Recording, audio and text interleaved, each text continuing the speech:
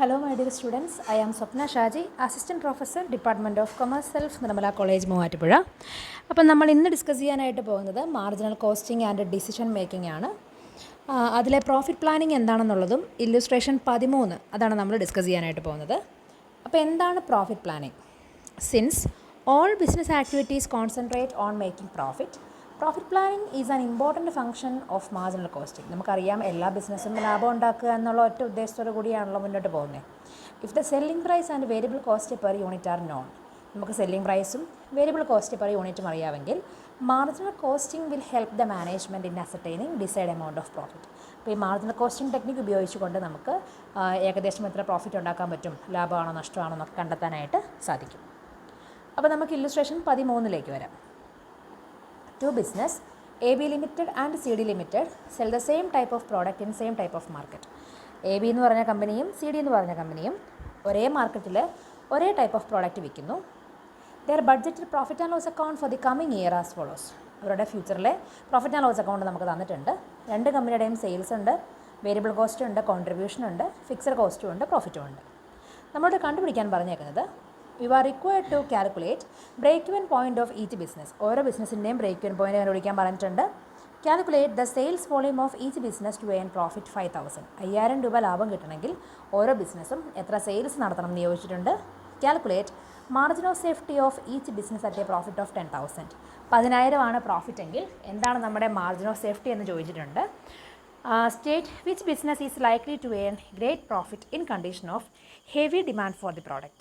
നല്ല ഡിമാൻഡ് ഉണ്ടെങ്കിൽ ഏത് ബിസിനസ്സാണ് ബെറ്റർ, ലോ ഡിമാൻഡ് ആണെങ്കിൽ ഏത് ബിസിനസ്സാണ് ബെറ്റർ, ഗീവ് റീസൺസ്. ഇതാണ് നമ്മുടെ ക്വസ്റ്റ്യൻ. കാണുമ്പോൾ ഭയങ്കര വലിയ ക്വസ്റ്റ്യനാണ്, പക്ഷേ എൻ്റെ ആൻസർ ചെയ്യാന്ന് പറയുന്നത് വളരെ സിമ്പിളാണ്. നമുക്കതിൻ്റെ ആൻസറിലേക്ക് വരാം. അവർ ഒന്നാമതായിട്ട് നമ്മളോട് ക്വസ്റ്റ്യന് ചോദിച്ചിരുന്നത് calculate break even point of each business എന്നാണ്. അപ്പോൾ ബ്രേക്ക് ഇവൻ പോയിൻറ്റിലേക്ക് നമുക്ക് വരണമെങ്കിൽ നമുക്ക് ആദ്യം തന്നെ പി വി റേഷ്യോ ഒന്ന് കണ്ടുപിടിക്കേണ്ടതായിട്ടുണ്ട്. പി വി റേഷ്യോ എന്ന് പറയുന്നത് കോൺട്രിബ്യൂഷൻ ബൈ സെയിൽസ് ഇൻറ്റു 100 ആണ്. എ ബി ലിമിറ്റഡിൻ്റെ കോൺട്രിബ്യൂഷൻ നമ്മുടെ ക്വസ്റ്റ്യനിൽ അവൈലബിൾ ആണ് 30,000, സെയിൽസ് 1,50,000. അപ്പോൾ 30,000 ബൈ 1,50,000 ഇൻറ്റു 100 20%. സി ഡി ലിമിറ്റഡിലേക്ക് വന്നു കഴിയുമ്പോൾ 50,000 ബൈ 1,50,000 ഇൻറ്റു 100 33 1/3%. ഇനി നമുക്ക് എന്ത് കണ്ടുപിടിക്കാം? ബ്രേക്ക് ഇവൻ പോയിൻറ്റ് കണ്ടുപിടിക്കാം. ബ്രേക്ക് ഇവൻ പോയിൻറ്റ് കിട്ടാനായിട്ട് fixed expense by P V ratio ചെയ്താൽ മതി. അപ്പോൾ എ ബി ലിമിറ്റഡിലേക്ക് വന്നു കഴിയുമ്പം fixed expense 15,000, P V ratio നമ്മൾ കണ്ടുപിടിച്ച് 20% ആണ്. 15,000 ബൈ 20% എങ്ങനെയാണ് സോൾവ് ചെയ്യുക? മാത്സ് അറിയാത്ത കുട്ടികൾക്ക് വേണ്ടി ഒന്ന് പറയുന്നു, മാത്സ് അല്ല, ജസ്റ്റ് അവർ ബേസിക്സ് അറിയാത്ത കുട്ടികൾക്ക് വേണ്ടി 15,000 ബൈ 20 ഇൻറ്റു 100 ചെയ്യണം. കാരണം പെർസെൻറ്റേജ് സിമ്പിൾ ഉള്ളത് കൊണ്ട് നമ്മൾ എന്ത് ചെയ്യണം, ഇൻറ്റു 100 കൂടെ ചെയ്യണം. അപ്പോൾ 75,000. സി ഡി ലിമിറ്റഡിലേക്ക് വന്നു കഴിയുമ്പോൾ 35,000 ഡിവൈഡ് ബൈ 33 1/3 നമുക്ക് 33.33 എന്നെടുക്കാമല്ലോ. 33.33 ഇൻറ്റു 100 ചെയ്യണം. അപ്പോൾ 1,05,000. ഇനി നമ്മളോട് ചോദിച്ചേക്കുന്നത് sales to earn profit of 5,000. 5,000 രൂപ ലാഭം കിട്ടണമെങ്കിൽ എത്ര രൂപയുടെ സെയിൽസ് വേണം? അപ്പം നമ്മുടെ ഫോർമുല എന്ന് പറയുന്നത് fixed expense plus desired profit by P V ratio ആണ്. അപ്പോൾ എ ബി ലിമിറ്റഡിലേക്ക് വന്നു കഴിഞ്ഞാൽ ഫിക്സ്ഡ് എക്സ്പെൻസ് 15,000 ഡിസൈഡ് പ്രോഫിറ്റ് 5,000 ആണ്. 15,000 പ്ലസ് നമുക്ക് വേണ്ടുന്ന പ്രോഫിറ്റ് 5,000 ബൈ 20 ഇൻറ്റു 100 വരും. അപ്പോൾ 1,00,000.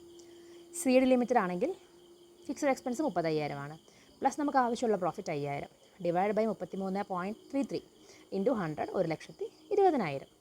ഇനി മാർജിൻ ഓഫ് സേഫ്റ്റിയും കൂടെ ചോദിച്ചിട്ടുണ്ട് അവർ. Profit by P V ratio ചെയ്ത് കഴിഞ്ഞാൽ മതി. എ ബി ലിമിറ്റഡിൻ്റെ പ്രോഫിറ്റ് 10,000 ആണ്. 10,000 ബൈ 20 ഇൻറ്റു 100 50,000.